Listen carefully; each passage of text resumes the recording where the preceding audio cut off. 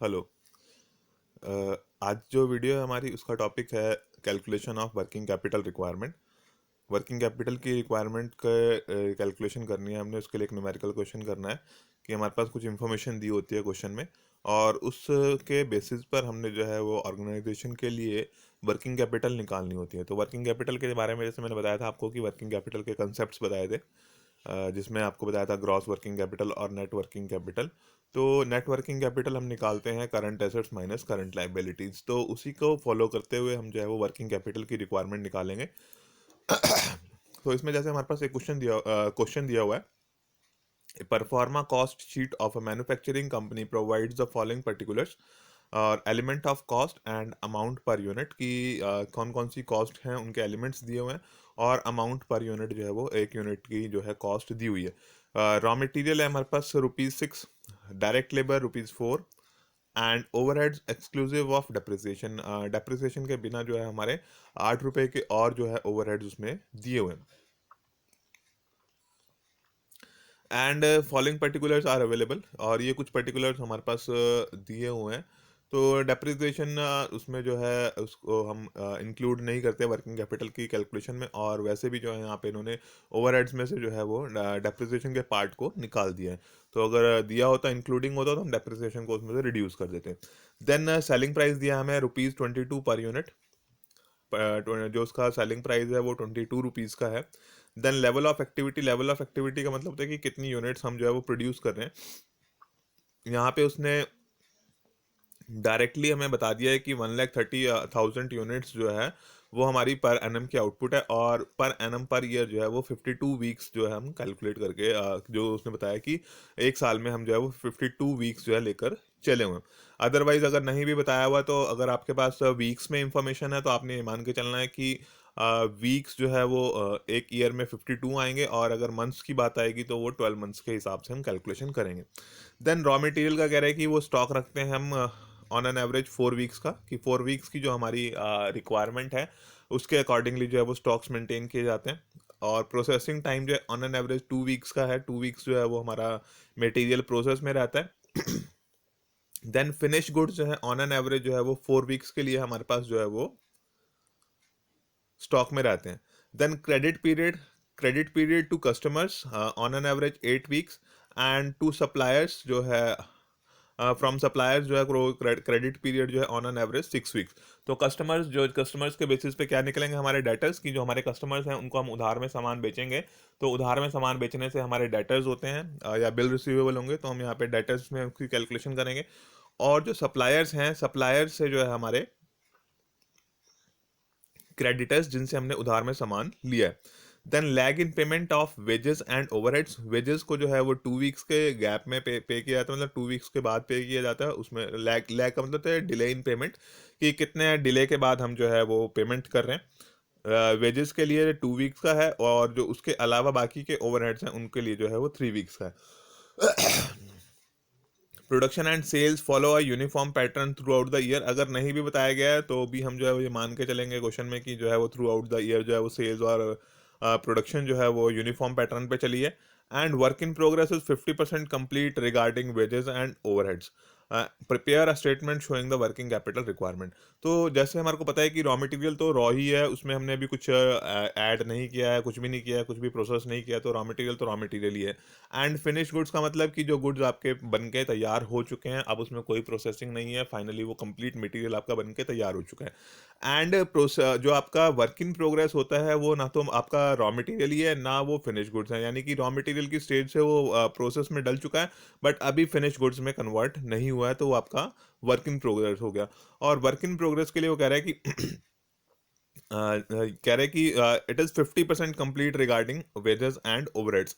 In case कि अगर mention नहीं भी किया है कि आपका जो है वो वेजेस और ओवरहेड्स के लिए वो 50% कंप्लीट है, तो नॉर्मली क्या है कि हम जो है ये मान के चलते हैं कि जो भी आपका वर्क इन प्रोग्रेस है उसमें मटेरियल जो है वो 100% कंज्यूम हो चुका है, और लेबर एंड ओवरहेड्स के लिए हम नॉर्मली मान के चलते हैं कि वो 50% जो है उसमें ऑन एन एवरेज 50% जो है वर्क इन प्रोग्रेस में हमारी लेबर और ओवरहेड्स जो है वो यूज़ हो चुके हैं। क्योंकि अगर हम इनको भी 100% ले लेते हैं कि डायरेक्ट मटेरियल और ओवरहेड्स भी वर्क इन प्रोग्रेस में हम 100% ले लेते हैं, देते हैं तो दैट मीन्स कि हमारा जो है वो मटेरियल तैयार हो जाना चाहिए। तो इसके लिए डिफरेंट राइटर्स के डिफरेंट व्यूज़ हैं, डिफरेंट ऑथर्स के डिफरेंट व्यूज़ हैं, बट ज़्यादातर क्या किया जाता है कि रॉ मटेरियल को हम 100% कंप्लीट मानते हैं and direct labour and overheads को जो है वो 50% कंप्लीट मानते हैं फॉर वर्क इन प्रोग्रेस, कि जो हमारा वर्क इन प्रोग्रेस है उसमें हमने रॉ मटेरियल को 100% और लेबर एंड ओवरहेड्स को 50% कंप्लीट मान के कैलकुलेशंस करनी होती हैं। तो ये हमारे पास इंफॉर्मेशन दी हुई है और इस इंफॉर्मेशन के बेस पर हमने जो है वर्किंग कैपिटल की रिक्वायरमेंट निकालनी है उस ऑर्गेनाइजेशन के लिए। तो इसके लिए एक फॉर्मेट बनता है, तो उस फॉर्मेट में हम देख लेते हैं कि हमें क्या क्या करना होता है। तो ये statement of working capital requirements जो है आपको टाइटल लिखना पड़ेगा कि आप जो है वो क्या कर रहे हैं, या आप लिख दें calculation of working capital requirement या statement of working capital requirement. ये स्टेटमेंट आ गई, ये एक तो क्वेश्चन का आपको एक स्क्रीनशॉट इसमें लगा दिया ताकि पता रहे कि कौन सी इंफॉर्मेशन हमने कहाँ से यूज़ की है। ये आपको बनाने की ज़रूरत नहीं है, हाँ हमें जो है ये बनाना है statement of working capital requirement, ये टाइटल आ जाएगा और उसके नीचे जो है इस तरह का एक शेड्यूल बनेगा। तो उस शेड्यूल में हमें क्या बनाना है कि जैसे मैंने बताया था कि वर्किंग कैपिटल का मतलब है कि नेट वर्किंग कैपिटल हमें निकालनी है, तो current assets minus current liabilities. तो करंट एसेट्स की कैलकुलेशन करेंगे पहले और फिर करंट लाइबिलिटीज की कैलकुलेशन की जाएगी। करंट एसेट्स में से करंट लाइबिलिटीज माइनस कर देंगे तो हमारे पास जो है वर्किंग कैपिटल की रिक्वायरमेंट आ जाएगी। तो करंट एसेट्स जिसमें मैंने बताया था कि जो आपके नॉर्मली जो assets with in a year जो है वो कैश में कन्वर्ट हो जाती है, तो उसमें हमारे मेनली इन्वेंट्रीज रहती हैं, डेटर्स रहते हैं, कैश बैलेंस, बैंक बैलेंस या बिल रिसीवेबल्स, इस तरह की आइटम्स जो है वो हमारी करंट एसेट्स के पार्ट बनती हैं। तो इसमें सबसे पहले हम शुरू करते हैं रॉ मटेरियल से। तो रॉ मटेरियल का स्टॉक कितना हमारे पास जो है वो ऑन एन एवरेज जो है वो कितना इन्वेंट्री रॉ मटेरियल की रहेगी उसकी कैलकुलेशन करनी है। तो उसकी कैलकुलेशन के लिए आपको सबसे पहले क्या देखना है कि हमारी जो है वो एनुअल कंजम्पशन, वो एनुअल जो है प्रोडक्शन कितनी है। वो एनुअल प्रोडक्शन क्वेश्चन में आपको जो है वो 1,30,000 यूनिट्स की दी हुई है। अगर आप जो है वो पिछली स्लाइड में देखेंगे तो लेवल ऑफ एक्टिविटी जो है 1,30,000 यूनिट्स जो है वो आउटपुट है हमारी पर एनम की। तो पर एनम की 1,30,000 यूनिट्स हैं, तो 1,30,000 यूनिट्स जो है हमने ले लिया रॉ मटेरियल के लिए। और उसके बाद देखना है कि पर यूनिट कॉस्ट कितनी है। पर यूनिट कॉस्ट जो है रॉ मटेरियल की है 6 रुपीज़। रॉ मटेरियल की कॉस्ट जो है वो 6 रुपीज़ है, तो ये हमने जो है इसको मल्टीप्लाई कर दिया 6 से। तो ये हमारी एनुअल कॉस्ट आ गई रॉ मटेरियल की कि इतनी यूनिट्स प्रोड्यूस की और इस रेट से जो है वो रॉ मटेरियल एक यूनिट के लिए कंज्यूम हुआ, तो यानी कि इतनी कॉस्ट जो है हमारी टोटल रॉ मटेरियल की आ गई। अब रॉ मटेरियल का जो स्टॉक है हम रखते हैं 4 वीक्स के लिए। कितने रखते हैं? 4 वीक्स के लिए। तो दैट मीन्स कि उसको जो है सिंपल सी बात है कि अगर आप इसको जो है डिवाइड कर देंगे 52 से, तो पर वीक आ गया आपके पास कि पर वीक कितनी कंजम्पशन, पर वीक कितना जो है इन्वेंट्री यूज हुई है। और आप 4 वीक्स की कंजम्पशन के बराबर रख रहे हैं तो इसको मल्टीप्लाई कर देना है 4 से। तो दोबारा समझा देता हूँ मैं दोबारा से ताकि समझ में आ जाए। तो क्या किया कि हमने रॉ मटेरियल की हमने निकालना है कि कितनी इन्वेंट्रीज हमारे पास रॉ मटेरियल की बनी रहेंगी। उसके लिए हमने करना है कि पहले हमने एनुअल कंजम्पशन लेनी है, मतलब एनुअल जो है प्रोडक्शन लेनी है। तो एनुअल प्रोडक्शन जो है हमारी 1,30,000 यूनिट्स की हुई है जो पर एनम है 1,30,000। उसके बाद उसको मल्टीप्लाई करना है रॉ मटेरियल की पर यूनिट की कॉस्ट से। पर यूनिट की कॉस्ट जो है वो 6 रुपीज़ है, तो हमने 6 से उसको मल्टीप्लाई कर दिया, तो हमारे पास ये साल भर की जो है वो कॉस्ट आ गई। अब ये साल भर की कॉस्ट आ गई, आप इसको अगर 52 से डिवाइड कर देंगे तो पर वीक आ गया। और पर वीक आने के बाद हमारे पास जो है रॉ मटेरियल हमने स्टॉक में रखना है 4 वीक्स के बराबर। 4 वीक्स के बराबर रखना, तो दैट मीन्स कि 1 वीक की कंजम्पशन को अगर आप फोर से मल्टीप्लाई कर देंगे तो 4 वीक्स का आ जाएगा कि इतना जो है रॉ मटेरियल जो है आप अपना ऑन एन एवरेज स्टॉक में रखते हैं। तो रॉ मटेरियल की कैलकुलेशन होगी हमारी कि जो आपकी नंबर ऑफ यूनिट्स प्रोड्यूस्ड हैं उसको मल्टीप्लाई करें रॉ मटेरियल की कॉस्ट से, और जितने टाइम का आपको जो है वो स्टॉक रखना है उससे आपको मल्टीप्लाई करना है, और साल में जितने वीक्स हैं अगर वीक्स के बेसिस पे निकाला जा रहा है तो वीक्स से डिवाइड कर देंगे। अगर मंथ्स के बेसिस पर निकालेंगे तो इसको जो है वो टोटल नंबर ऑफ मंथ से डिवाइड कर देंगे। तो इस तरह से हमारे पास रॉ मटेरियल आ गया। दूसरी हमने कैलकुलेशन करनी है stock of work in progress. तो वर्क इन प्रोग्रेस में क्या बताया था मैंने आपको कि उसमें रॉ मटेरियल भी है और कुछ हिस्सा जो है वो मटेरियल के साथ साथ जो है लेबर का और ओवरहेड्स का भी यूज हो चुका है। तो मटेरियल और ओवरहेड्स के लिए वर्क इन प्रोग्रेस में बताया कि 50% complete in regards of wages and overheads, यानी कि जो वेजेस हैं और ओवरहेड्स हैं वर्क इन प्रोग्रेस के लिए वो हमने 50% लेने हैं। और रॉ मटेरियल के के लिए कुछ नहीं कहा गया, तो नॉर्मली भी हम जो है वो रॉ मटेरियल जो है वो 100% ही लेंगे। नहीं भी कहा गया तो हम वर्क इन प्रोग्रेस में मान के चलते हैं कि 100% रॉ मटेरियल कंज्यूम्ड है एंड वर्क इन प्रोग्रेस में जो है वेजेस एंड ओवरहेड्स जो है वो 50% कंप्लीट है, और प्रोसेसिंग टाइम जो है वो 2 वीक्स है। तो इसके लिए कैसे कैलकुलेशन करनी है हमने वर्क इन प्रोग्रेस आपका raw material is equal to कितनी यूनिट्स जो है प्रोडक्शन की है 1,30,000 यूनिट, उसके अकॉर्डिंगली बनाना है 1,30,000। और उसमें रॉ मटेरियल कितने रुपए का कंज्यूम हो गया 6 रुपीज़, तो 6 रुपीज़ के हिसाब से कर लिया। तो कितने वीक्स का है प्रोसेसिंग टाइम 2 वीक्स, तो जितने वीक्स है उससे मल्टीप्लाई करना है और डिवाइड कितना करना है कि साल के टोटल वीक्स कितने हैं। तो साल के टोटल वीक्स 52 हैं, तो 52 से डिवाइड करना है, जितने वीक्स के लिए बनाना है आपने उससे मल्टीप्लाई करना है। तो जैसे मैंने आपको इसमें यहाँ पे डिटेल में बता दिया था रॉ मटेरियल के लिए, उसी तरह से वर्क इन प्रोग्रेस उसमें जो है वो स्टॉक 2 मंथ्स का है वर्क इन प्रोग्रेस में, यहाँ पे 4 का था तो 4 से मल्टीप्लाई किया था, बट यहाँ पे 2 वीक्स का है तो 2 वीक्स से मल्टीप्लाई कर दिया। और एक साल में जो है वो 52 वीक्स है यहाँ पे बताया हुआ है। अगर नहीं भी बताया होगा तो नॉर्मली हम जानते हैं कि साल में जो है वो 52 वीक्स होते हैं, उसके अकॉर्डिंगली हमने कैलकुलेशन करनी है। तो अब आप जब इसको सॉल्व कर लेंगे तो ये 30,000 आ जाएगा। इसको आपने इनर कॉलम में लिखना है क्योंकि अभी वर्क इन प्रोग्रेस की टोटल अमाउंट हमें कैलकुलेट करनी है और टोटल अमाउंट हम बाहर लिखेंगे। देन डायरेक्ट लेबर के बारे में, डायरेक्ट लेबर जो है वो यूनिट्स उतनी ही रहेंगी, 1,30,000 यूनिट्स हैं और लेबर की कॉस्ट जो है वो 4 रुपीज़ है। लेबर की कॉस्ट जो है वो 4 रुपीज़ है। और इसमें भी जो है क्योंकि प्रोसेसिंग टाइम सेम ही है तो प्रोसेसिंग टाइम जो है वर्क इन प्रोग्रेस की कैलकुलेशन कर रहे हैं, प्रोसेसिंग टाइम 2 वीक्स, तो 2 वीक्स का स्टॉक मेंटेन रहेगा वहाँ पे मल्टीप्लाइड बाय 2। और कितने वीक्स हैं ईयर में 52। ये तो हमारी कैलकुलेशन तब होती कि अगर जो है वो 100% लेबर की कॉस्ट जो है उसमें कंज्यूम हो चुकी होती। बट क्वेश्चन में हमें कहा है कि हमने जो है वो 50% लेना है वेजेस एंड ओवरहेड्स के लिए। अदरवाइज नहीं भी कहा होता तब भी मैंने बताया आपको कि आपने 50% ही मानना है, बाकी अगर स्पेसिफिकली जो चीज़ मेंशन की गई है कि कितना परसेंट है तब आपने उतना ही लेना है।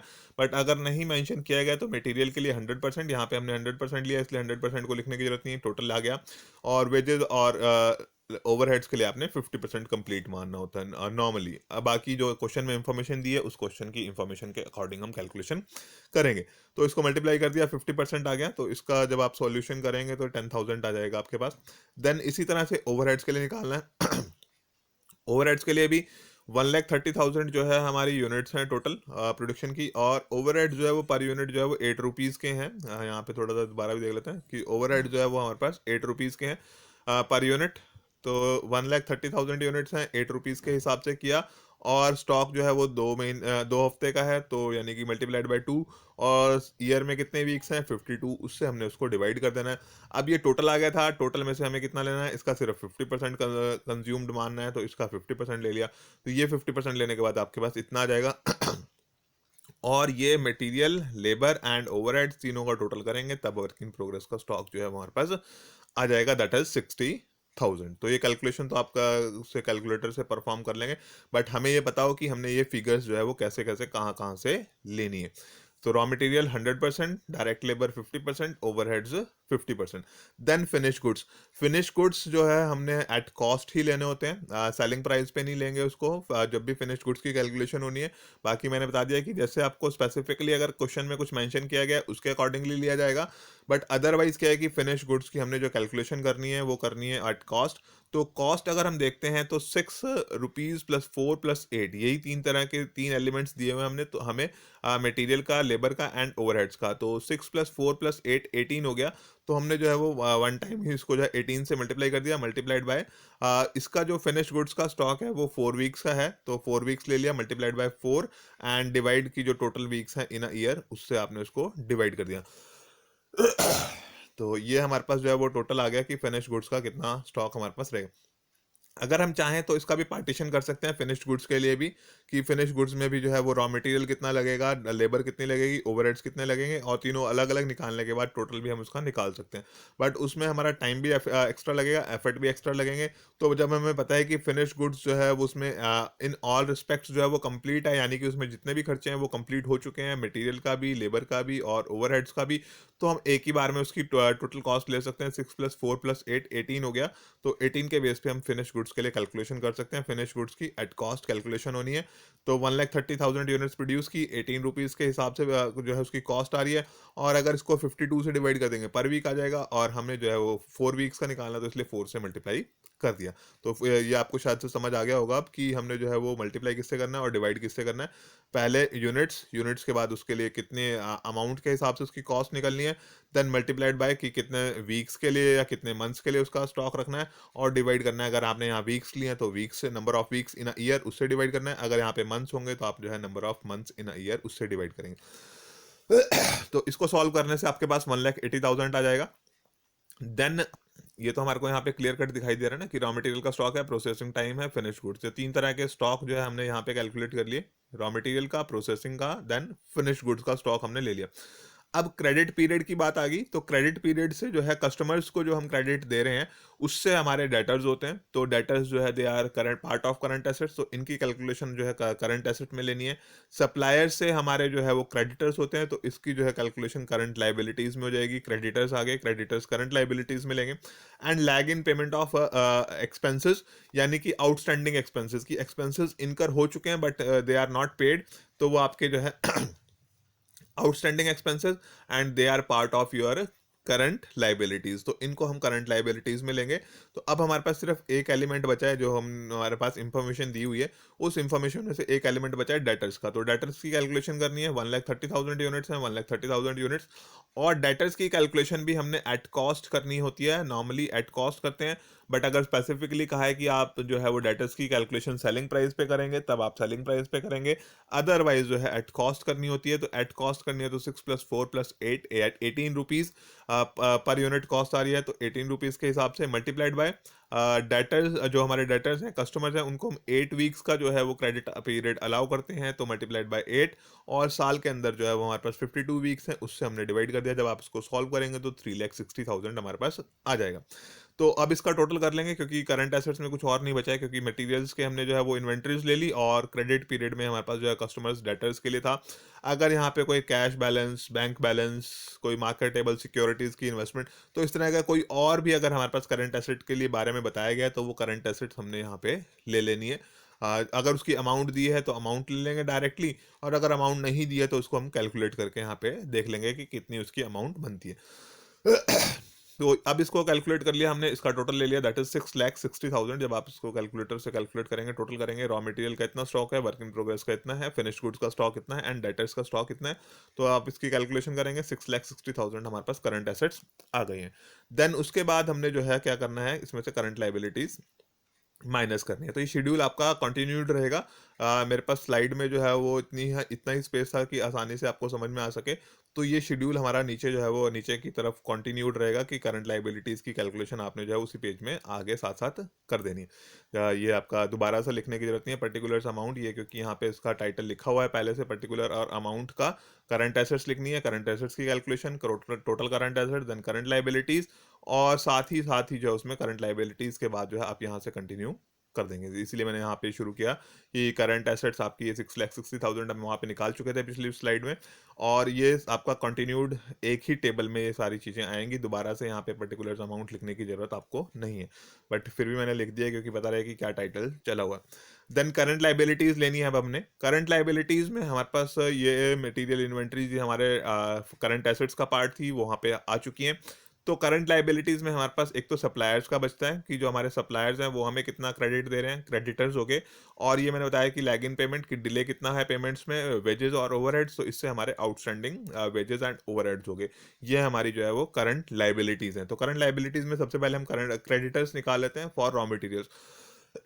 तो ये आपने ध्यान रखना है कि अदरवाइज तो जो है हमारे क्रेडिटर्स रॉ मटेरियल्स के लिए ही होते हैं, कि हमने जो रॉ मटेरियल ही मेनली हम अपने सप्लायर से लेते हैं। बट इन केस कि अगर हमारे पास कहीं पे क्वेश्चन के अंदर परचेजेस की इंफॉर्मेशन है, किसके बारे में इंफॉर्मेशन है, परचेज के बारे में इंफॉर्मेशन है, तो आप क्रेडिटर्स की कैलकुलेशन रॉ मटेरियल्स की जगह आप परचेज के बेस पे करेंगे। हो सकता है कि कुछ और मटेरियल्स भी परचेज किए जा रहे हैं रॉ मटेरियल के साथ, कोई स्पेयर पार्ट्स वगैरह, और इसके अलावा भी हो सकता है कि कुछ परचेजेस की जा रही हैं, तो क्रेडिटर्स की कैलकुलेशन हमने परचेज के अमाउंट के बेस पे करनी है, अगर परचेज की अमाउंट दी हुई है। नहीं तो फिर हम जो है जैसे यहाँ पे कर रहे हैं वैसे ही करेंगे। तो कैसे करना है, क्रेडिटर्स फॉर रॉ मटेरियल्स के लिए होंगे क्रेडिटर्स हमारे, और कितनी यूनिट्स की प्रोडक्शन है, 1,30,000, वही 1,30,000 यहाँ पर भी आ जाएगा। रॉ मटेरियल की cost 6 rupees per unit, 6 rupees के हिसाब से हमने ले लिया। देन जो सप्लायर्स हैं वो हमें 6 वीक्स का क्रेडिट अलाउ करते हैं, तो जितने वीक्स का क्रेडिट अलाउ करते हैं उससे मल्टीप्लाई करना है, और number of total weeks in a year उससे डिवाइड करना है। तो जब आप इसको सॉल्व कर लेंगे तो डायरेक्टली बाहर लिख सकते हैं, इसको आउटर कॉलम में लिख देंगे, 90,000 जो है इसको सॉल्व करने के बाद आपके पास आ जाएगा। देन वेजेस का निकालना है हमने, आउटस्टैंडिंग वेजेस, एंड वेजेस के लिए जो है वो 2 वीक्स का है टाइम हमारे पास। तो वेजेस के लिए वेजेस का ही अमाउंट लेंगे। ये ध्यान रखना है आपने कि जब रॉ मटेरियल की बात की तो हमने जो है वो 6 रुपीज़ के हिसाब ले लिया, क्योंकि रॉ मटेरियल की कॉस्ट जो है वो 6 रुपीज़ है। देन आउटस्टैंडिंग वेजेस के लिए क्या है कि 1,30,000 यूनिट्स हैं, और जो लेबर है उसकी कॉस्ट जो है वो 4 रुपीज पर यूनिट है। तो अब यहाँ पे हमने इसको 4 से मल्टीप्लाई करना है, ना कि 6 से मल्टीप्लाई करना है। 6 कॉस्ट थी रॉ मटेरियल की, तो यहाँ पे रॉ मटेरियल की कॉस्ट के हिसाब से लिया था। आउटस्टैंडिंग वेजेस जो है, वेजेस की अमाउंट जो है वो पर यूनिट 4 रुपीज है, तो 4 रुपीज लिया। अब वेजेस जो है आउटस्टैंडिंग 2 वीक्स के लिए है, तो 2 वीक्स से मल्टीप्लाई कर दिया, 52 से डिवाइड कर दिया, और ये अमाउंट आपकी 20,000 आ गई। देन ओवरहेड्स आउटस्टैंडिंग यूनिट्स जो है टोटल हमारी 1,30,000, वो 1,30,000 जो है टोटल एनम पर एनम का जो यूनिट्स प्रोड्यूस कर रहे हैं हम, वो 1,30,000। देन ओवरहेड्स जो है वो पर यूनिट जो है वो 8 रुपीज़ के हैं, देन हमने उसको 8 रुपीज़ से मल्टीप्लाई कर दिया। और जो ओवरहेड्स हैं उसमें लैग इन पेमेंट है 3 वीक्स का, तो मल्टीप्लाइड बाय 3 डिवाइडेड बाय 52, और जब आप इसको सॉल्व करेंगे तो 60,000 आ गया। ये आपकी करंट लाइबिलिटीज आ गई तीनों, वो 90 प्लस 20 प्लस 60। इसको आप जब टोटल करेंगे तो 1,70,000। करंट एसेट्स हमारे पास आई हुई थी 6,60,000 की, उसमें से जो है हमने 1,70,000 जो है करंट लाइबिलिटीज आ गई।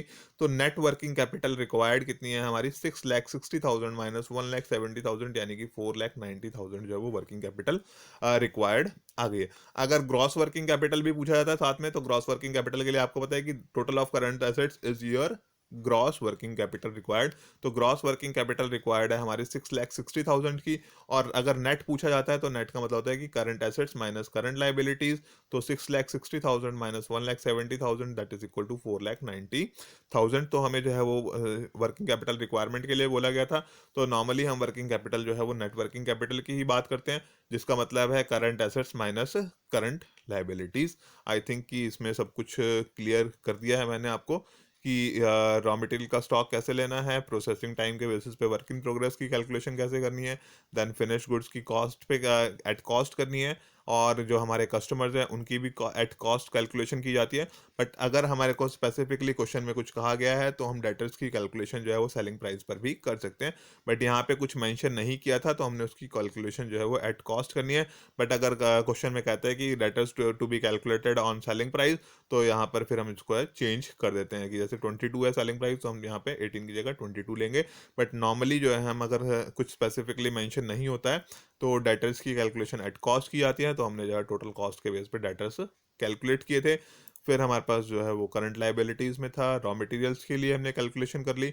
देन वेजेस की आउटस्टैंडिंग और आउटस्टैंडिंग ओवरहेड्स। इन केस की कुछ प्रीपेड होते हैं आपके, अगर वो कहते हैं कि wages are paid in advance, कि आप जो है वेजेस एडवांस में पे करते हैं, तो prepaid expenses they are part of current assets. तो वो प्रीपेड होती तो आपकी जितने भी मंथ्स की जितने भी वीक्स की होगी तो फिर वो करंट एसेट्स का पार्ट बन जाएगी। बट अगर आउटस्टैंडिंग होगी तो वो आपकी करंट लाइबिलिटीज का पार्ट रहेगी। तो इस तरह से जो है आप फाइनली नेटवर्किंग कैपिटल कैलकुलेट कर सकते हैं। Okay, thank you.